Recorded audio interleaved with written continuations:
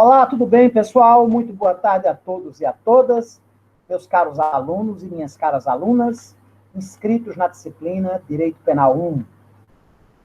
Boa tarde também a você, meu amigo, minha amiga, internauta que nos acompanha através do YouTube. Está começando mais uma aula da nossa disciplina Direito Penal 1. Hoje nós vamos conversar a respeito de um dos assuntos mais importantes de toda a teoria geral do delito. Hoje nós vamos conversar sobre a antijuridicidade e sobre as excludentes de antijuridicidade. Mas para que nós iniciemos a nossa discussão, é importante nós voltarmos ao conceito de crime. Vocês todos devem lembrar que o crime ele é enxergado sob três aspectos diferentes, sob três conceitos distintos. Nós temos um conceito formal de crime, nós temos um conceito material de crime e nós temos um conceito analítico do crime. O que é conceito formal do crime? Vamos recapitular aqui para todos e todas poderem compreender com exatidão. Conceito formal de crime é aquilo o que a lei diz que é crime. Há determinadas condutas que a norma penal incriminadora achou de tratar como sendo condutas criminosas. Esse é o conceito formal de delito. Delito e crime, na nossa sistemática, lembrem-se, são sinônimos. Muito bem. O conceito formal de crime, ele está associado à ideia do princípio da estrita legalidade. Só quem pode dispor que determinadas condutas venham a ser condutas criminosas é a lei penal. Só o legislador penal pode dizer que essa ou aquela conduta vem a ser uma conduta criminosa. Certo? Mas, além desse conceito formal de crime, há também um segundo conceito, um segundo critério. O segundo critério de crime, que é o critério material de crime. Pelo critério material de crime, nós temos o crime como sendo um fenômeno em que se ofende, ou pelo menos se coloca em risco, se produz um dano, uma lesão, ou uma ameaça de dano, uma ameaça de lesão a um determinado bem jurídico, a um determinado bem da vida, penalmente tutelado. Esse é o conceito material de crime. O conceito material de crime está associado à questão de lesividade, de ofensividade, aquilo que ofende o ordenamento jurídico. Certo? Mas ainda, e aí é o ponto que realmente nos interessa, um terceiro critério que analisa o crime sobre os elementos que o compõem. Esse critério estabelece o chamado conceito analítico do crime. O que é crime sob esse critério analítico? O crime é um fenômeno, ao mesmo tempo, típico, antijurídico e culpável. Pelo menos essa é a teoria vigente na maioria da doutrina brasileira, a teoria abraçada pela maioria da doutrina brasileira, e foi a teoria a qual se filiou o nosso Código Penal. O professor Francisco de Assis Toledo, que foi quem sistematizou a reforma de 1984, a reforma que sistematizou toda a parte geral do Código, certo? E boa parte da doutrina pátria acompanha uma posição, um entendimento doutrinário, uma linha de raciocínio que enxerga o crime sob três aspectos diferentes. O crime é, ao mesmo tempo, um fato dotado de tipicidade, antijuridicidade ou ilicitude, que são sinônimos, embora alguns poucos autores façam essa diferença de antijuridicidade e ilicitude, e é um fato dotado de culpabilidade, certo? Alguns poucos autores brasileiros, aqui no Brasil, sobretudo o professor Damásio de Jesus, na linha de raciocínio doutrinária criada pelo alemão Hans Wetzel, certo? Chamado finalismo, entende o crime como um fenômeno que é apenas um fato típico, certo? Um fato dotado de tipicidade, certo? E um fato dotado de antijuridicidade.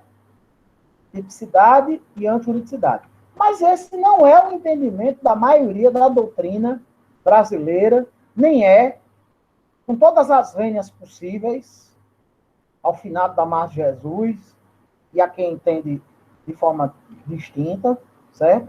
Nem é a maneira como o código interpreta. A sistemática utilizada entre nós, pela maioria dos doutrinadores brasileiros, e pela parte geral do Código Penal brasileiro, enxerga o crime sob um tríplice aspecto. O crime é, ao mesmo tempo, um fato dotado de tipicidade, de antijuridicidade ou ilicitude e culpabilidade. Vamos só aqui nos recordar, certo, no início da aula de hoje, esses três conceitos. O que é tipicidade? Tipicidade é a condição de uma determinada conduta ter sido eleita pelo ordenamento jurídico, notadamente pela norma penal incriminadora, como sendo uma conduta criminosa, como sendo uma conduta delituosa. Certo?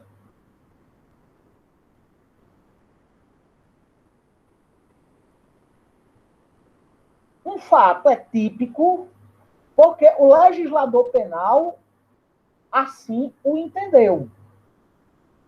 Isso é uma consequência, certo? Dentro da dogmática jurídico-penal, isso é uma consequência natural do princípio da estrita legalidade.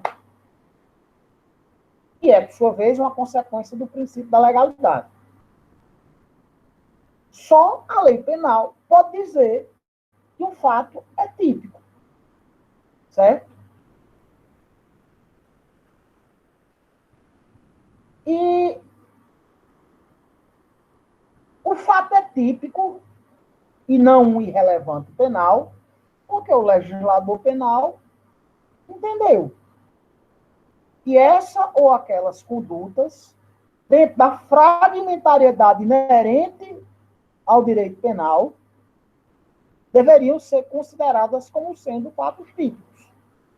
Certo? E o fato típico? No que consiste o fato típico? O fato típico é dotado de tipicidade, certo? Ou seja, existe uma previsão prévia, lógico, né? Uma previsão legal de que aquela conduta é um fato típico, certo? Portanto, é um fato dotado de tipicidade. É necessário que haja uma conduta, um crime é necessariamente uma conduta. Quem é que pratica condutas? Seres humanos. Animais praticam condutas? Não. Animais não podem praticar condutas. A conduta é inerente à atividade do ser humano. É uma manifestação da vontade humana. Certo? Aí vamos lá. Tipicidade, conduta, resultado, é necessário que haja um resultado lesivo, obviamente, e o nexo de causalidade entre a conduta e o resultado. Nisso nós temos, certo? O primeiro elemento, a primeira característica do crime, sob o aspecto analítico, que vem a ser justamente o fato do crime ser um fato típico, certo? Esse é o primeiro elemento do crime. É a sua tipicidade. O fato criminoso, ele é típico no sentido de que a legislação penal previu que aquela conduta seria criminosa. Mas, além de típico, e aí nós falamos de uma segunda característica, essa que particularmente nos interessa na aula de hoje, o crime é dotado de antijuridicidade ou ilicitude. Antijuridicidade e ilicitude são expressões que a maioria esmagadora da doutrina entende como sendo expressões sinônimas. O que é um fato antijurídico? Ou um fato ilícito? É algo contrário ao direito. O crime necessariamente contraria o ordenamento jurídico. E necessariamente contraria o direito de alguém. Seja expondo a uma lesão, um determinado bem da vida, um determinado bem jurídico penalmente resguardado, os chamados crimes de dano, certo? Ou expõe a um risco, a um perigo, os chamados crimes de perigo, certo? Mas, de toda forma, o crime é um fenômeno contrário, alheio, avesso ao bom direito.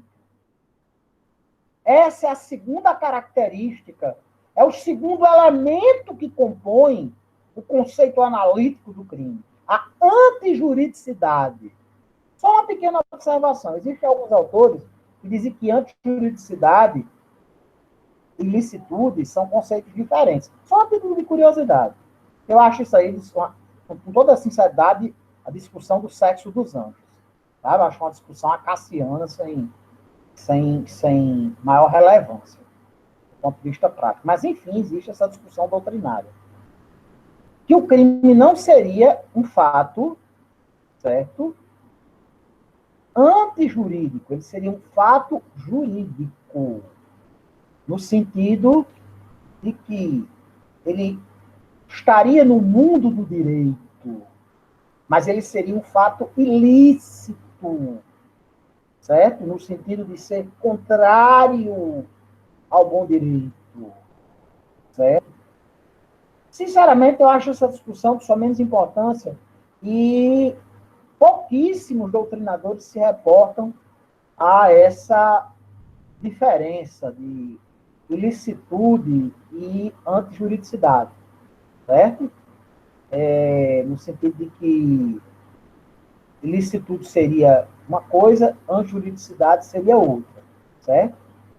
A rigor, praticamente a doutrina uníssona entende que antijuridicidade é a mesma coisa que ilicitude, certo? E o que significa antijuridicidade ou ilicitude? É algo que contraria o direito, certo? O crime, além de ser um fato típico, certo? Além de ter sido previamente, anteriormente, lembrem-se do princípio da legalidade, que o princípio da legalidade se subdivide em princípio da estrita legalidade e princípio da anterioridade da norma penal. O crime é algo que previamente o legislador disse que era crime. Certo?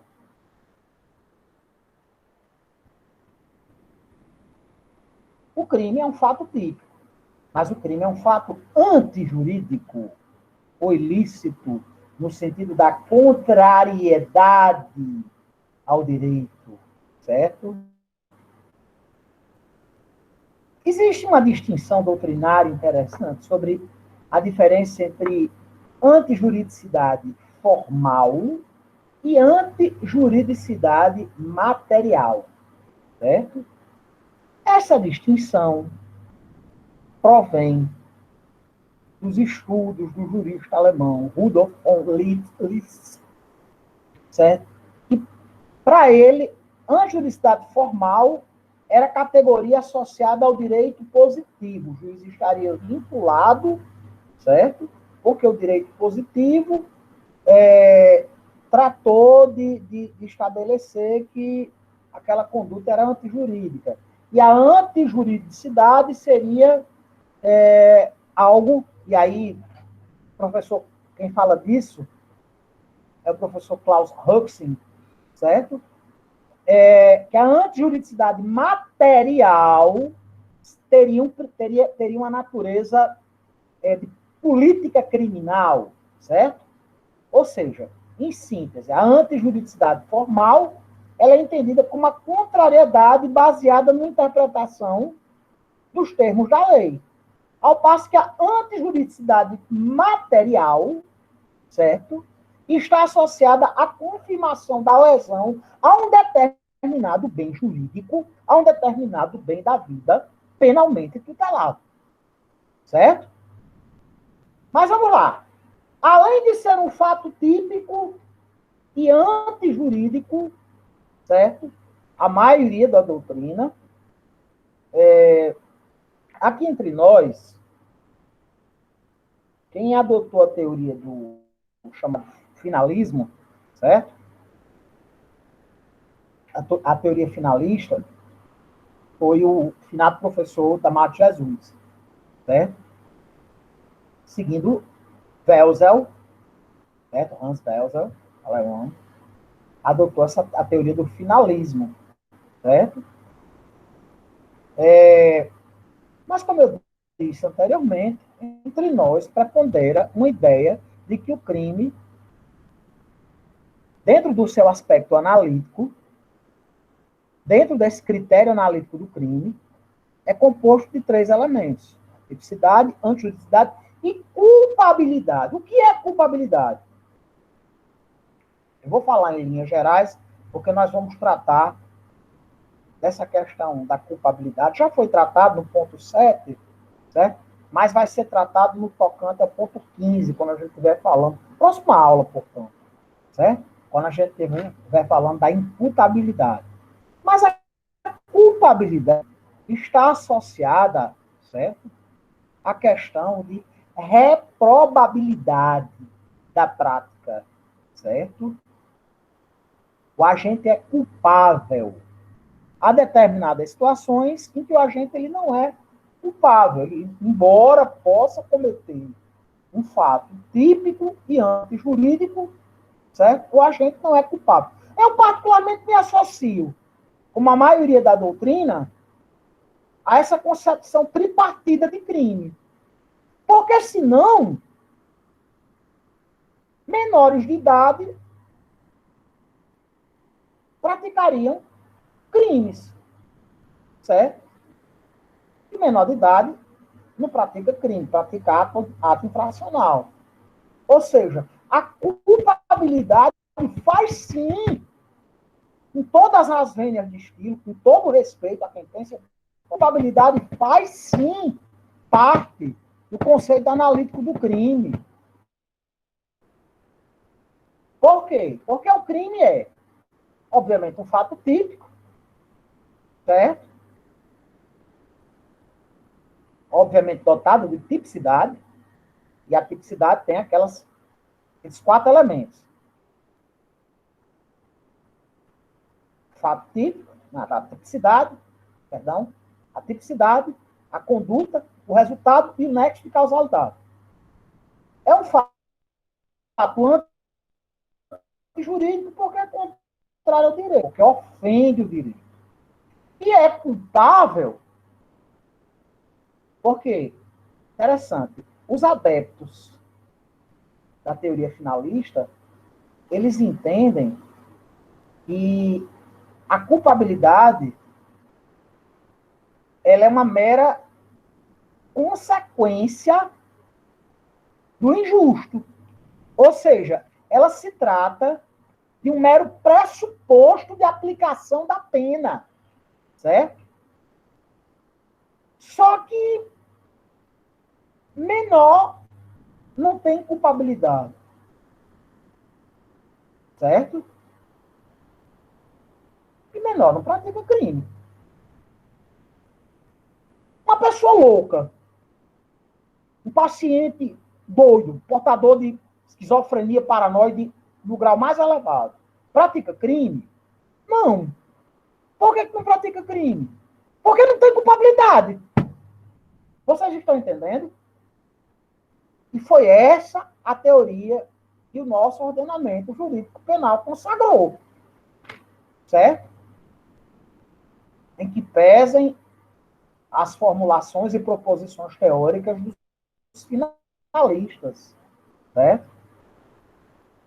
E deslocam o dolo, certo?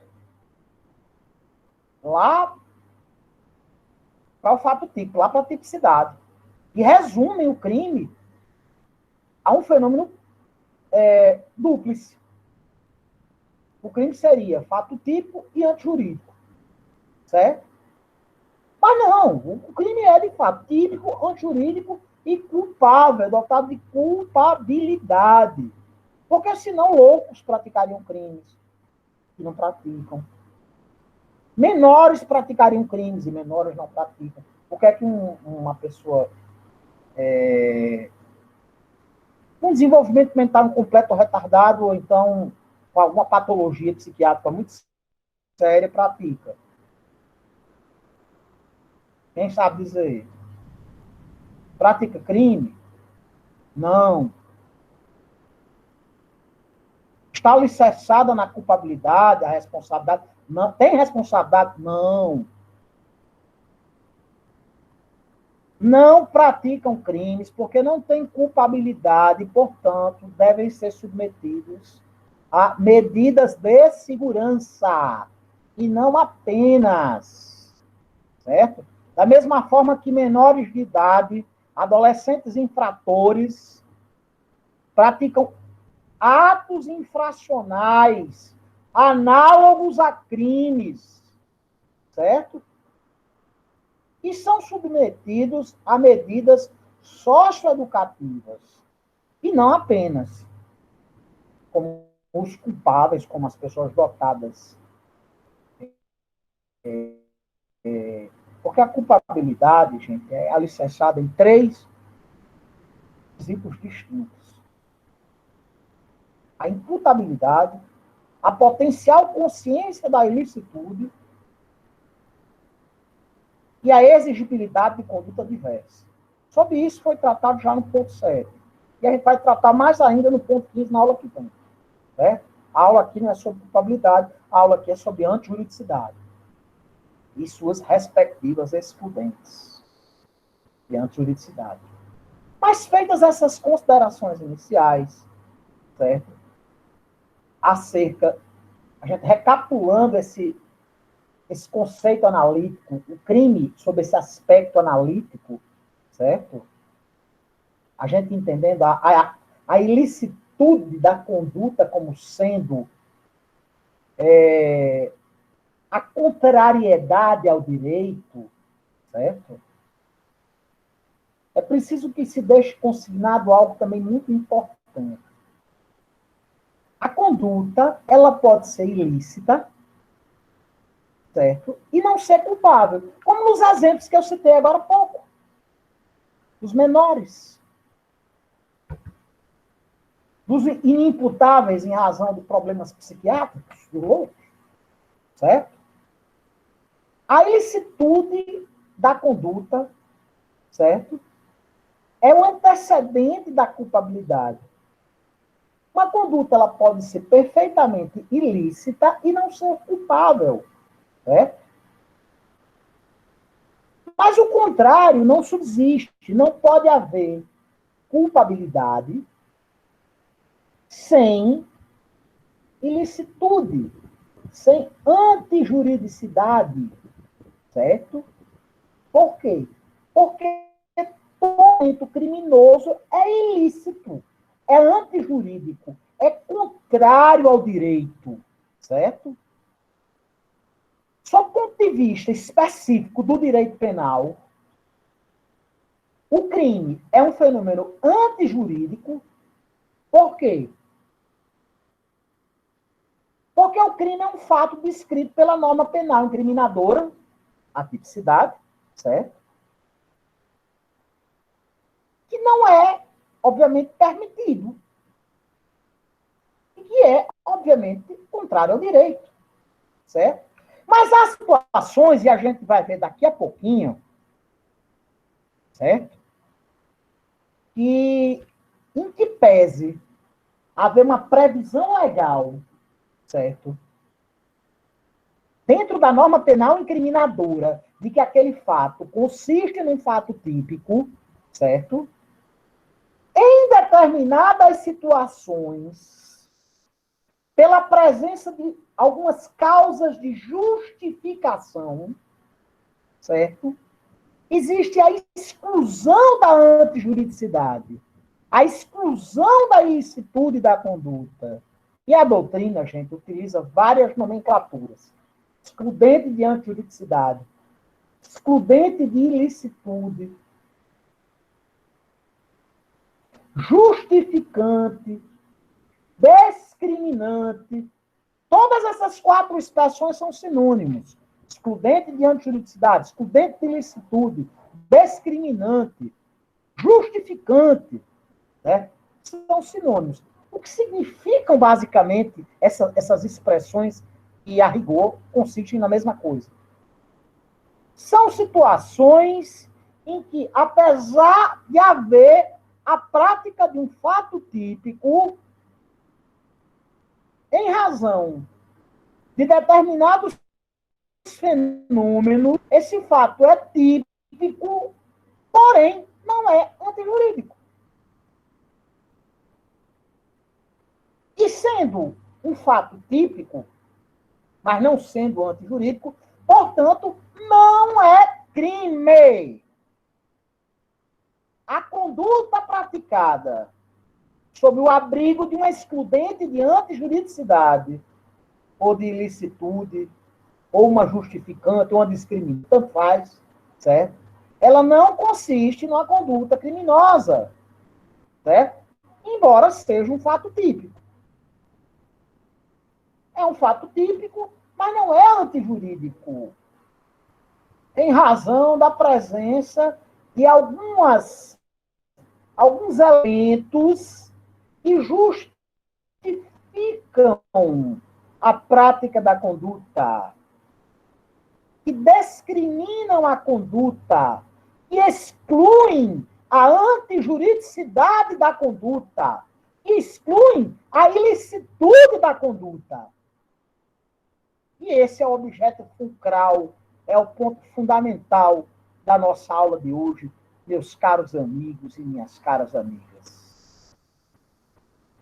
Nós já vimos que a antijuridicidade é a contradição ao direito, é a contradição daquele fato que ele se adequa à previsão, aquele modelo feito em abstrato pelo ordenamento jurídico, aquele modelo feito pelo legislador penal, que tratou aquela conduta como sendo um fato típico, certo?